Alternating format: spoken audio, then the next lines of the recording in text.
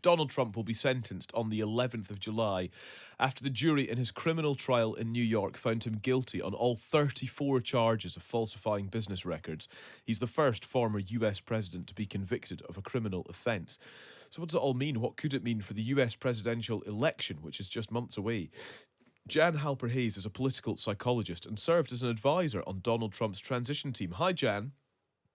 Hi, good morning. Thank you for having me. Good to speak to you. I'm going to lean here on your psychology expertise and your knowledge of Donald Trump as a person. What does a conviction like this do to him? How will he be feeling about this? Well, he anticipated it. Conservatives anticipated it. There was no way it would be an unbiased trial given its liberal New York. But let me go to the 34 counts first, because I just want people to have some facts and a perspective on things so they can come to their own conclusions. The 34 counts are related to 34 invoices and checks that were issued. Now, it wasn't testified. We don't understand why Michael Cohen set up a shell company for the payments to go into, etc. But if it had been one check, one invoice to reimburse Michael Cohen for the $130,000 payment to Stormy Daniels, it would have only been one count. So I know 34 sounds like, oh my gosh, it's huge, but I think it's important for people to understand how they got to 34 counts. Okay, and that is helpful clarity. It still makes Donald Trump a criminal. So I wonder then how he will respond to this. You know, really, what he puts on, he performs, doesn't he, in public, and that's fine. Is that authentic? Is that authentically how he is feeling? Performs in public. Donald Trump is a rather larger than life personality and always has been. I don't know if you realize that for 35 years, before he came down the golden escalator, the media loved him.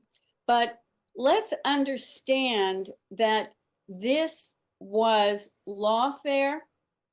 It was not a case that the Federal Election Commission wanted to bring. It would have been considered a misdemeanor. It's very important for people to understand the political dynamics, and this is much bigger than Donald Trump. This is a black mark on the judicial system of the United States. And here's a very interesting thing. One is, according to the Constitution, he can still run for president. Two, after this verdict came out, his campaign website crashed because so many people were making donations. And three, you might be aware, you might not be aware, but since 2019, I have been sitting on a task force at the Department of Defense, and we actually are focused on changes that the country, it started out, changes that the country are going through, and now we take a pulse, we monitor what's going on. And Biden just went to Philadelphia the other day because he is losing the black vote.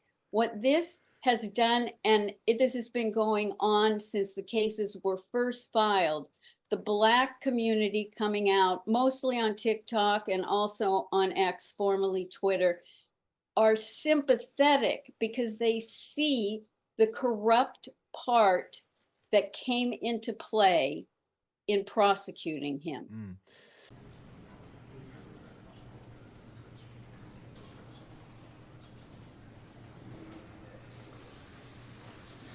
Mr. Trump, what do you have to say to the American people? Mr. Trump, how does it feel to be convicted of felony? Are you worried about going to jail? This was a disgrace. This was a rigged trial by a conflicted judge who was corrupt. It's a rigged trial, a disgrace.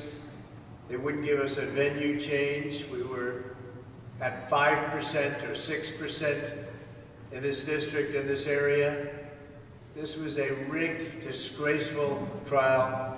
But the real verdict is going to be November 5th by the people, and they know what happened here, and everybody knows what happened here.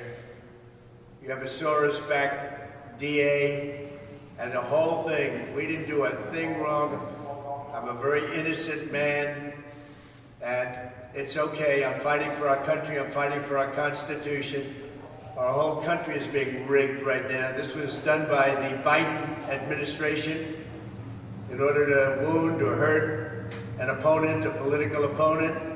And I think it's just a disgrace. And we'll keep fighting. We'll fight till the end and we'll win, because our country's gone to hell. We don't have the same country anymore. We have a divided mess.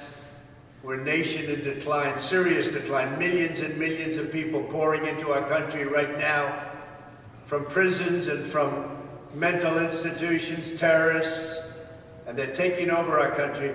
We have a country that's in big trouble, but this was a rigged decision right from day one with a conflicted judge who should have never been allowed to try this case, never. And we will fight for our Constitution. This is long from over. Thank you very much.